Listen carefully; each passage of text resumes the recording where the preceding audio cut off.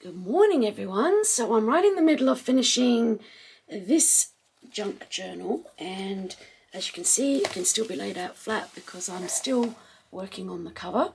So I thought I'd just go through the 10 things just really quickly that I always use in my junk journals. All right, let's get started.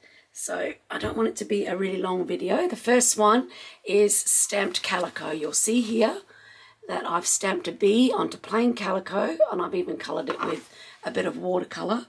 Some other examples are this little one here. You'll see there is just a little chicken, and I've added a little eye. All right, so you can make them into little pockets. That's the back of a jeans belt, and I've just made it into a pocket. But stamping calico just is really effective, and I love using it in junk journals. All right, number 2 is hand stitching. So you'll see that I've also hand stitched the calico there, over and here and around the butterfly. So it just looks really, really effective and sweet, and looks like you've taken time with your junk journal. All right, next one, number 3, is doily pockets. Now, these are really, really cool because they're already done. Like, you can pick up doilies really cheap. So for example, there's this one that I've got sitting in my stash. If I cut that in half like this and stitched it on as a pocket, how cute would that look? Or look at this one, look at the work that's gone into this. Look, so cute. But cut in half, another fabulous little pocket. Really, really cute.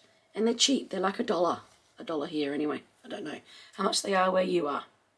All right, so doily pockets, really, really cute. Scraps of fabric are next. So this one here is again stamped calico, you'll see. Now, I don't know if you followed me on my 100-day project for my fabric art pins, but I also made exactly the same pin, but I hand embroidered it. Now, can you see that? So that's how they can end up looking. And it just starts off with simple hand stamping on calico. So that is really cool to use, just scraps of fabric like that in a junk journal. Looks really, really effective. All right, number 5 is denim pockets. Now, I don't use adult denim pockets, I use children's size because they're a much better size for our junk journals. And I've got another couple of examples, like this came off of a pair of children's jeans. And look at the cute embroidery. And the little stud with a little butterfly on it, just really cute. And this one, this came off another pair of child's jeans. Look at the size of that, and it's got a little bird, and everything is already done for you.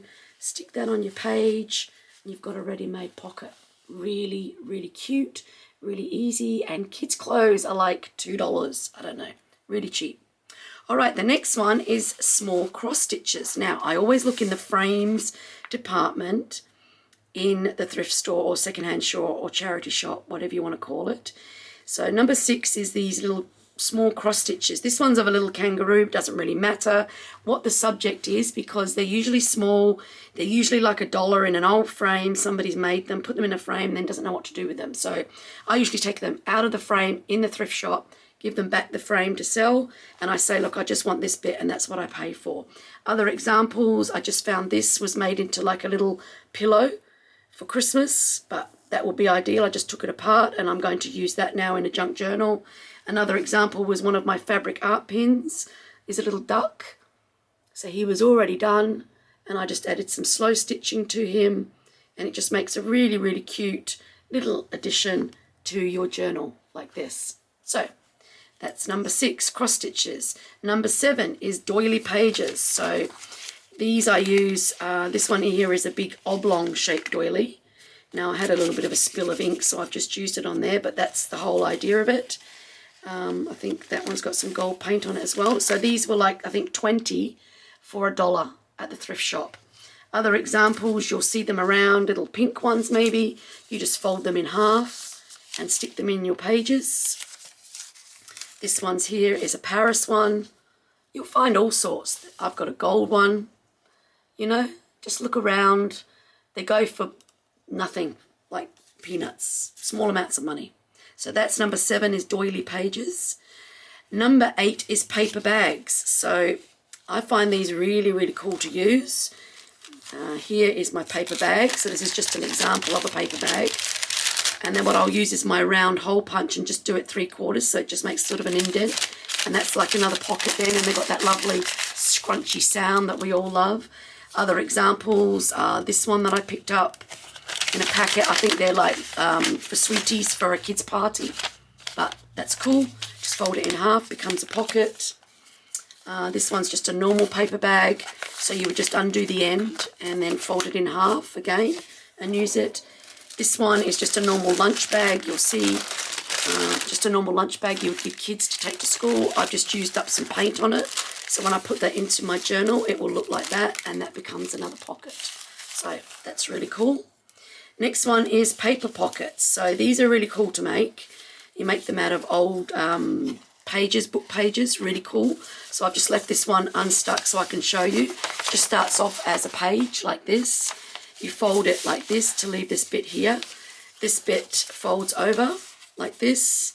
That bit folds over. You will then glue along here, and you end up with this very cool paper pocket that you can put into your journal like this.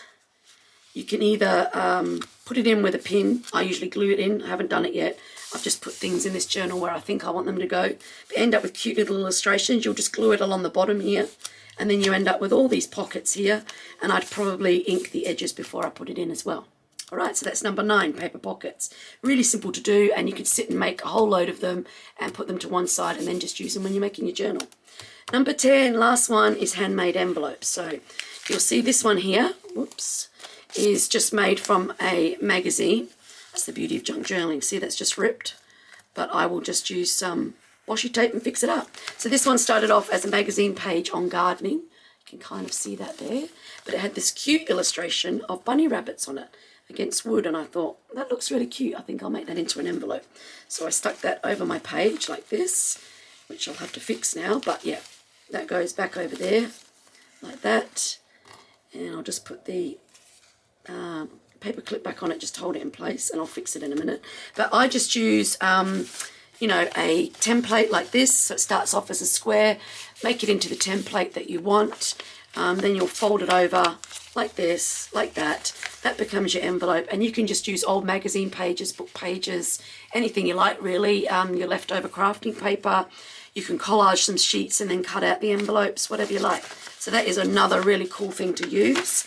And other examples are this kind of thing for, you could use that there. Started off with cutlery in it at a restaurant, and I just went over when these people left their table and pinched theirs as well as mine. So yeah, really cool. And that's another example of a paper pocket there that I made. So that's a little tiny one compared to that one. But yeah, really cool.